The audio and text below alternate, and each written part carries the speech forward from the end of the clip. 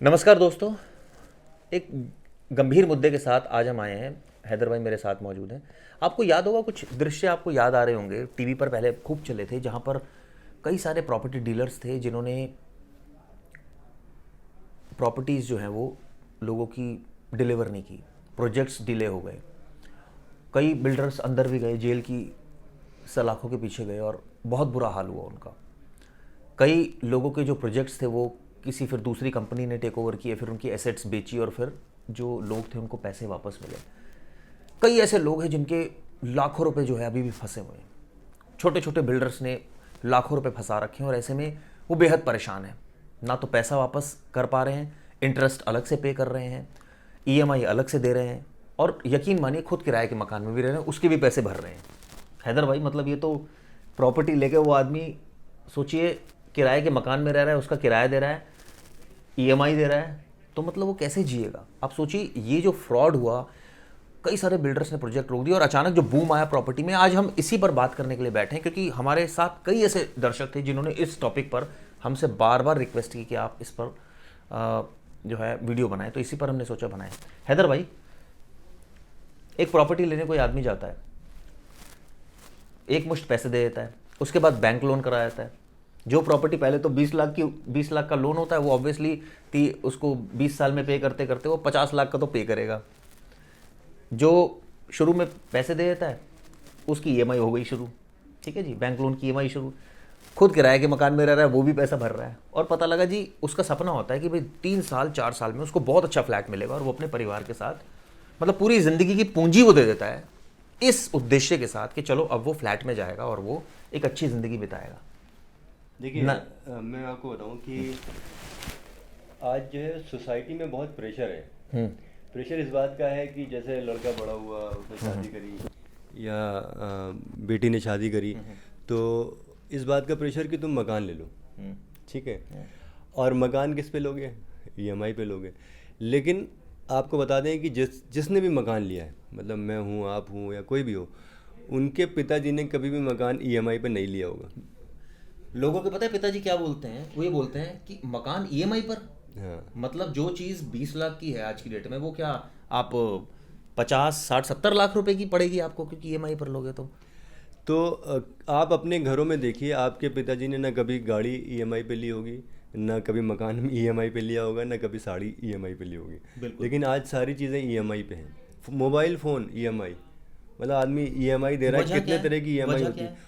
होता क्या है कि ये एक बिजनेस स्ट्रेटजी है लोगों को फंसाने के लिए। बैंकों ने या फिर जो फाइनेंशियल सेक्टर हैं, उन्होंने इस नई स्ट्रेटजी के तहत लोगों को फंसाया है। वरना अगर आप टेक्निकली देखें तो आप, मतलब नोएडा या दिल्ली जैसा शहर मान लीजिए, मुंबई जैसा शहर मान लीजिए, तो 50 लाख रुपए में आपको रहने भर का एक मकान मिलेगा जो 2 BHK कहलाता है, जिसमें 2 कमरे और एक हॉल होता है। उसमें आप रह तो सकते हैं, लेकिन अगर कोई मेहमान आ गया ना, तो उसके लिए आपको ज़मीन में बिस्तर बिछाना बिल्कुल पड़ेगा। बिल्कुल। ठीक है।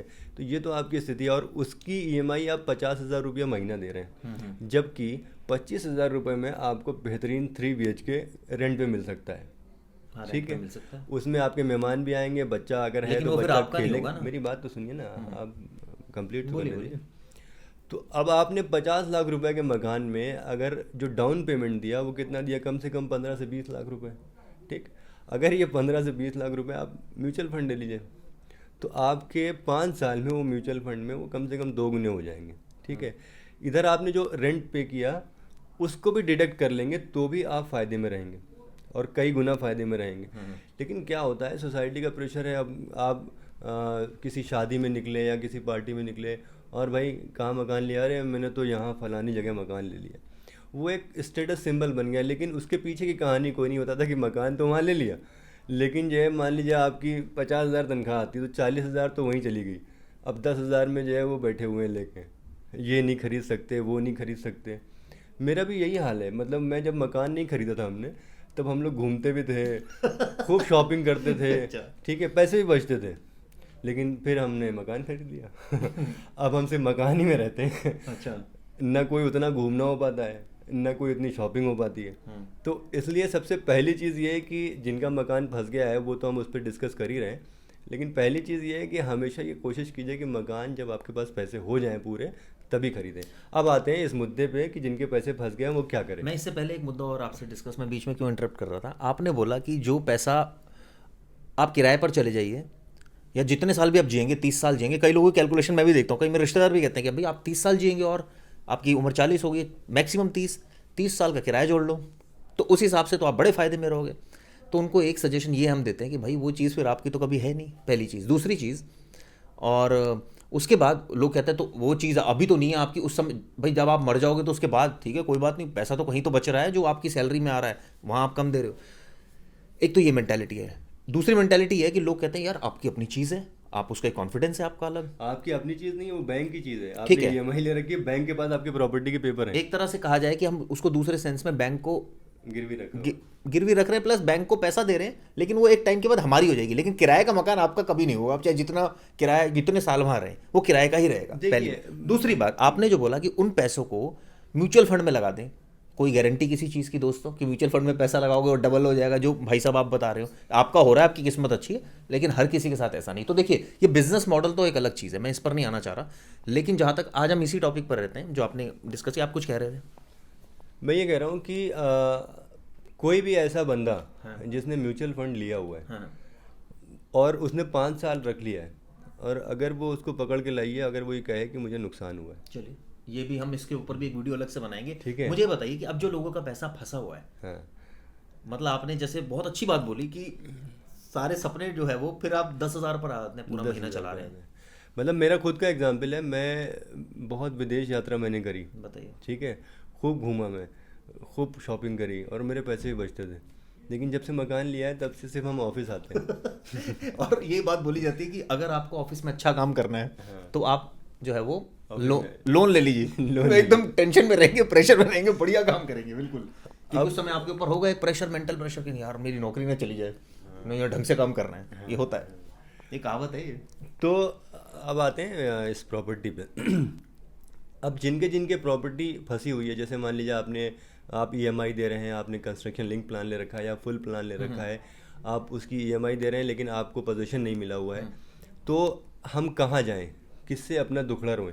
देखिए, सरकार की तरफ से रेरा एक अथॉरिटी बनाई गई है जिसमें आप शिकायत कर सकते हैं। फ़र्ज़ कीजिए आपसे बिल्डर ने बोला कि हम 2020 में आपको पोजीशन देंगे, लेकिन अगर वो पोजीशन नहीं देता है तो आप इसकी शिकायत रेरा में या फिर कोर्ट में जा सकते हैं और उसके बदले में आप कंपनसेशन बिल्डर से मांग सकते हैं। और ये प्रेशर बनाना बहुत ज़रूरी है, अकेला आदमी कभी ये प्रेशर बनाने की सोच भी नहीं सकता है। इसलिए आप जिस भी ग्रुप में आप प्रॉपर्टी ले रहे हैं, वहाँ के जितने बायर हैं उनसे आप एसोसिएट होइए, उनसे जुड़िए, उनका एक ग्रुप बनाइए, और अगर आप साथ मिल के किसी चीज़ की कंप्लेन करेंगे, चाहे भले वो रेरा में हो या हाई कोर्ट में हो या लोअर कोर्ट में हो, तो आप ये पाएंगे कि आप अकेले ही सारा बर्डन नहीं उठा रहे हैं, और आपका जो खर्चा होगा, जो मान लीजिए वकील का मैं खर्चा कुछ होगा। बोलूं? हाँ, ये जो आप बात बोल रहे हो ये प्रैक्टिकली बात पॉसिबल नहीं है। वो इसलिए नहीं है क्योंकि दोस्तों एक तो आप सबको इकट्ठा नहीं कर सकते, सबके अपने वेस्टेड इंटरेस्ट, कई लोगों की डील चल रही होती है बिल्डर के साथ, कई लोग अगर उनका पैसा फंसा होता है तो वो उनको ऑफर कर रहे होते हैं कुछ और प्रॉपर्टीज़, या कुछ पैसा वापस भी कर रहे होते हैं, जिसकी अपनी पर्सनल सेटिंग की बात है। जहाँ तक बात आपने कही कि रेरा कोर्ट जाइए, आपको पता है कोर्ट में कितनी टाइम में पेंडेंसी रहती है, कितना आपको फाइट लड़ना पड़ेगा, कितनी आपको जूते चप्पल घिसने पड़ेंगे कोर्ट में जाकर, कितना आपको जो है वकील को फीस देनी पड़ेगी, कितनी बार आप काम छोड़कर कोर्ट जाएंगे और कितनी बार आपको बेबस होकर वापस लौटना होगा क्योंकि उस दिन छुट्टी है, एडजॉर्न हो गया मैटर, या आप जा रहे हैं तो कोई डिसीजन नहीं आ रहा। तो क्या आपको ऐसा लग रहा है कि इतना आसान है कि कोर्ट में केस फाइल किया और झट से पैसा आपका आ गया? Is it possible? चलिए खैर, अगर आपको ऐसा लगता है कि पॉसिबल नहीं, नहीं इसका है, मतलब ये है कि लेकिन कोर्ट ना मैं जाएं। आपको बता रहा हूँ कि अभी सुप्रीम कोर्ट और का एक फैसला आया था, जो नोएडा की एक बड़ी बिल्डिंग है, बहुत ऊंची इमारत की बिल्डिंग है, उसको डिमोलिश करने का कोर्ट का ऑर्डर आया है। ठीक है, क्यों आया? क्योंकि बिल्डर मनमानी कर रहा था, ठीक है, उसने सबसे पैसे ले लिए, पोजीशन नहीं दिया।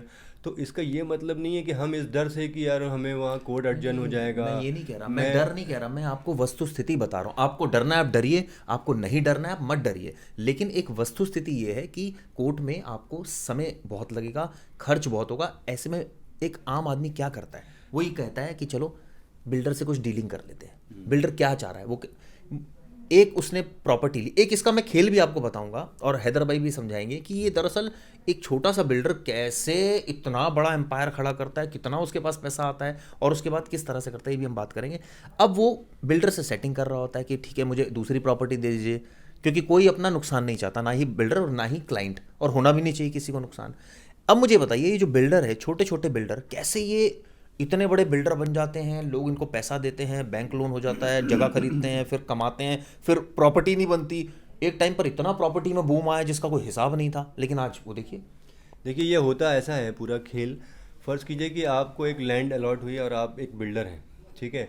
आपने ये प्रोजेक्ट जो है वो प्रपोज़ किया कि मैं यहाँ पे 25 मंजिला एक अपार्टमेंट बनाने जा रहा हूँ, तो उसके लिए लोग यहाँ पे फ्लैट खरीद सकते हैं। अब फ़र्ज़ कीजिए कि जो है वो लोगों ने फ्लैट खरीदना शुरू किया और बैंक से आपको पैसे मिल गए, ठीक है। मोस्टली लोग जो है वो लोन लेते हैं बैंक से या कुछ कैश भी देते हैं, तो सारे पैसे आपके इकट्ठा हो गए। अब बिल्डर का क्या काम है, बिल्डर अगर उन पैसों को ईमानदारी से इसी अपार्टमेंट में लगा दे तो वो अपार्टमेंट भी टाइम से बन जाएगा और सबको डिलीवर भी हो जाएगा और और कमा भी लेगा और बाकी जो एम्यूनिटीज़ उसने बोली हैं वो भी मिल जाएंगी। लेकिन बिल्डर क्या करता है कि इस प्रॉपर्टी के नाम पे जो पैसे उसको अलाउट हुए उससे वो दूसरी ज़मीन खरीद लेता है, समझे। अब वहाँ पे वो बोलता है कि वहाँ पे वो एक और अपार्टमेंट बना रहा है, तो वहाँ वो दूसरे नए लोग आते हैं जो उसमें पैसा लगाते हैं और उससे वो तीसरी प्रॉपर्टी खरीद लेता है। इस तरह वो पैसे को घुमाता रहता है और इधर जो प्रोजेक्ट डिलीवर होना था 1 साल के अंदर, उसको डिलीवर होने में 5 साल लग जाते हैं, क्योंकि वो घुमाते घुमाते पैसा जब यहाँ तक आता है तब तक काफ़ी टाइम निकल चुका होता है। नहीं तो इसका मतलब उनको कानून का कोई डर ही नहीं है, या फिर कानून इतना सख्त नहीं है, या ये कहा जाए कि स्पीडी ट्रायल नहीं है अगर कानून सख्त है तो। क्योंकि कहीं तो इंसाफ मिलना चाहिए ना। अगर एक बिल्डर सब बायर से पैसे ले रहा है, आप फर्ज कीजिए किसी ने 20 लाख दिए लोन कराकर, किसी ने 40 लाख दिए, उसके पास कितना ह्यूज अमाउंट आ रहा है, और वो एक, जैसे आपने कहा कि मान लीजिए एक पूरा प्रोजेक्ट बनने में 500 करोड़ लग रहा है, तो वो 500 करोड़ में अगर चाहे तो बना सकता है, उसके पास ऑलरेडी पेमेंट आ चुकी है, पूरा बिक चुका है वो, उसके बावजूद वो नहीं बना रहा है, उसके बावजूद वो दूसरी प्रॉपर्टीज खरीद रहा है, दूसरे उसमें वेंचर्स में। अगर वो इसको प्रॉपरली बना दे तो आराम से वो 600-700-800 करोड़ रुपए कमाए। प्रॉपरली बना लेगा तो रातों रात अमीर नहीं बनेगा, रातों रात बड़ा बिल्डर नहीं बनेगा। तो बड़े बिल्डर बनने की कहानी यही है। कुछ एक बिल्डर, मैं नहीं कहता हूँ कि सारे बिल्डर ऐसे हैं, कुछ एक बिल्डर को छोड़ दीजिए, तो मोस्टली बिल्डर जो बड़े बने हैं आज की तारीख में, वो इसी तरह से बने हैं कि आपकी एक प्रॉपर्टी का पैसा दूसरी प्रॉपर्टी खरीदने में, दूसरी प्रॉपर्टी का पैसा तीसरी प्रॉपर्टी खरीदने में। और मायावती सरकार के दौरान यहाँ पे जो ज़मीन का अलॉटमेंट हुआ उसमें लोगों ने इतना ज़मीनें अलॉट कराई। अगर आप, एक बहुत बड़ा बिल्डर है जो नोएडा में, उसका नाम भी आप लोग जानते हैं, मैं उसका नाम नहीं लूँगा, उसने इतनी प्रॉपर्टी, इतनी ज़मीनें ले ली थी उस गवर्नमेंट के दौरान कि वो सब पे वो अपार्टमेंट या मॉल बना ही नहीं पाया, उसको कुछ बिल्डिंगें, कुछ ज़मीनें सरेंडर करनी पड़ी। तो इस तरह से जो है वो इफराद ज़मीनें अलॉट हुई उस टाइम पे। लेकिन सरकारी निगरानी ना होने की वजह से जो आम जनता थी, जो अपना खून पसीने की जो उसकी कमाई थी, उसको इन लोगों ने लूटा, उसके साथ खिलवाड़ किया। अब वो बेचारे दर दर भटक रहे हैं, ठीक है। तो सरकार को ये चाहिए कि कम से कम अगर किसी प्रॉपर्टी, मान लीजिए इस बिल्डिंग को बनाने के लिए लोगों ने पैसा दिया, 100 आदमी ने पैसे दिए, तो वो जो 100 आदमी के पैसे हैं वो इसी पे खर्चा हो, इसके लिए एक आपको रेगुलेटरी बॉडी बनानी पड़ेगी या फिर कुछ ऐसा सिस्टम बनाना पड़ेगा कि बिल्डर यहाँ का पैसा चोरी करके कहीं और ना लगा लें। भाई आप उस बिल्डिंग को बनाने में 100 करोड़ अगर आप लगा रहे हो, उसमें आप कमा नहीं रहे क्या? अगर कमा रहे हैं भाई, आप बिल्डिंग मटेरियल देखिए, वो उस हिसाब से खरीदता है, लॉट पूरा बल्क में खरीदता है, और उसको जो कॉस्टिंग पड़ती है वो बहुत कम पड़ती है जितने में वो बेचता है फ्लैट। फॉर एग्जांपल एक फ्लैट की अगर बात की जाए जो 55 लाख 50 लाख का फ्लैट है, दोस्तों यकीन मानिए अगर वो ज़मीन के हिसाब से पूरी बात की जाए, बनाने में उसको मुश्किल से हार्डली 25 से 30 लाख जो है वो उतने में तैयार हो जाता है। करीब करीब एक फ्लैट में 20 लाख, कुछ कहना चाह रहे थे आप? हाँ, 20 लाख के आसपास उसको बचता है। आप सोचिए कि 20 लाख अगर एक फ्लैट से कमा रहा है, 100 फ्लैट से आप लगा लीजिए हिसाब, तो इतना ह्यूज अमाउंट कमा वो सकता है, लेकिन वो नहीं करता है। आपने एक चीज़ और नोटिस की होगी दोस्तों, एक ऐसा बूम आया था हैदर भाई, आपको भी याद होगा, जब प्रॉपर्टीज खूब बिकी थी, खूब औने पौने दाव पर बिकी थी। अब क्या हुआ? क्या डिमांड और सप्लाई खत्म हो गई? क्या लोगों के पास पैसा खत्म हो गया? क्या मार्केट में पैसा नहीं है? क्या लोग अब नई प्रॉपर्टी नहीं खरीद रहे हैं? कोरोना टाइम को अगर छोड़ दिया जाए तो उससे पहले या अब स्थिति थोड़ी बदली है, तो क्या एक्चुअल में बायर्स खत्म हो गए हैं? ये सोचने वाली बात है, क्योंकि डिमांड और सप्लाई की बात है सीधा सीधा, कि आप डिमांड है तो सप्लाई होगी। तो ये जो पहले बूम था, जो प्रॉपर्टी 4000 स्क्वायर फीट की थी, वो एकाएक 6-6 हज़ार 8-8 हज़ार में बिकी। लेकिन अब वैसा नहीं है। अब कई ऐसे प्रोजेक्ट है जो 9-9 साल से सेम रेट पर है, कोई बढ़ोतरी नहीं इनमें। तो मुझे लगता है सरकार को इसके लिए कड़े नियम बनाने चाहिए, जो कि औने पौने दाव, जिसका जो मन कर रहा है वो रेट लिए जा रहा है, जिसका जो मन कर रहा है वो और इसमें ऐसे में लोग भी बेचारे क्या करें, जिसके पास है वो दे रहा है, लोग भी तो वही है ना भाई, जिसके पास पैसा है वो परचेजिंग पावर है उसकी, वो खरीद रहा है, चाहे वो 4 की चीज 1000 की चीज़ 6000 में खरीदे। तो इस पर भी हम आगे दोस्तों एक सीरीज़ हम चलाएंगे और पूरी ये सीरीज़ पर हम इन्हीं टॉपिक्स पर रखेंगे। और हमने और हैदर भाई ने डिसाइड किया कि हम हफ्ते में कम से कम 2 या 3 वीडियोज़ इस पर बनाएंगे। ये वीडियो आपको कैसी लगी, थोड़ा सा और डिटेल अगर आप इसको सम अप करना चाहें। देखिए, मैं आपको सम अप करने में बस एक सजेशन ये देना चाहता हूँ, पर्सनल एक्सपीरियंस मेरे हो चाहे चिराग भाई का हो। प्रॉपर्टी अगर आपको लेनी ही है ईएमआई, पहले तो ईएमआई पे मत लीजिए, बिल्कुल। ठीक है। अगर आपको नहीं, आपको लेनी ही है Ready to move ईएमआई पे, लीजिए। तो रेडी टू मूव इन लीजिए, ताकि कम से कम आप उसमें रह के अपने रेंट का पैसा बचा सकें। बिल्कुल। ठीक है, अव्वल तो आपको लेना ही नहीं है ईएमआई पे, लेकिन अगर मजबूरी पड़े तो आपको हमेशा रेडी टू मूव ही प्रॉपर्टी में इन्वेस्ट करना चाहिए फ़िलहाल, क्योंकि बिल्डर का कोई भरोसा नहीं है। या फिर अगर कोई बिल्डर अच्छा है, जो नामी बिल्डर हैं, जो कई सालों से काम कर रहे हैं, वो अगर कमिट करते हैं तो वो कभी कभी पूरा भी करते हैं, लेकिन उनके भी रिकॉर्ड को देख लीजिए और तभी पैसा इन्वेस्ट कीजिए। अदरवाइज़ आप बेवजह परेशान होंगे पैसा देने के बाद भी। थोड़ी शायद ऐसा भी इशू है हैदर भाई कि रेडी टू मूव का रेट अलग होता है और जो कंस्ट्रक्शन प्लान होता है उसका रेट अलग होता है, क्योंकि वो एक बहुत बड़ा रीज़न है कि अगर आपको 4 साल बाद मिलेगा तो उस हिसाब से जो वैल्यू होगी 4 साल बाद वो अलग होगी, और उस हिसाब से आपके जो रेट अगर आज आप रेडी टू मूव लेते तो अलग होते। चिराग भाई आप उतना पैसा इंटरेस्ट के तौर पे 4 साल में दे चुके होंगे, जितना आप डिफरेंस की बात कर रहे हैं ना, उससे ज़्यादा पैसा आप इंटरेस्ट के तौर पे दे चुके होंगे। इसलिए हमेशा रेडी टू मूव लीजिए, या फिर ईएमआई पे लेना है तो कम से कम बिल्डर का ट्रैक रिकॉर्ड देख लीजिए, उसके बाकी जो प्रोजेक्ट हैं इससे पहले के उनको देख लीजिए, वहाँ के लोगों से बात कर लीजिए। बिल्डर यहाँ पे हर आदमी आज की तारीख में वो बिल्डर बन गया है। जो प्रॉपर्टी डीलिंग किया करते थे, कोई रेंट पे कराता था, वो भी बिल्डर बन गया है। तो इसलिए किसी पे विश्वास करना इतना आसान नहीं है, मतलब उनको बिना ठोके परखे। सरकार को चाहिए बहुत सख्त नियम बनाया जाए। और जैसे हैदर भाई ने बहुत अच्छी बात बोली, रेडी टू मूव प्रॉपर्टी में जाइए, ताकि आपका पैसा जो है वो बर्बाद ना हो जाए। बहुत मेहनत की कमाई होती है और ये ऑब्वियसली ख़राब ना हो। इन तमाम बातों को ध्यान में रखिए। और ऑब्वियसली कंप्लेंट जैसे रेरा की बात है, वहाँ जा सकते हैं आप, लेकिन इतना आसान नहीं है दोस्तों। ये डगर भी हम बताएंगे क्यों मुश्किल है, क्या इसका सोल्यूशन है, अगली वीडियो में हम इस पर बात करेंगे। धन्यवाद। नमस्कार।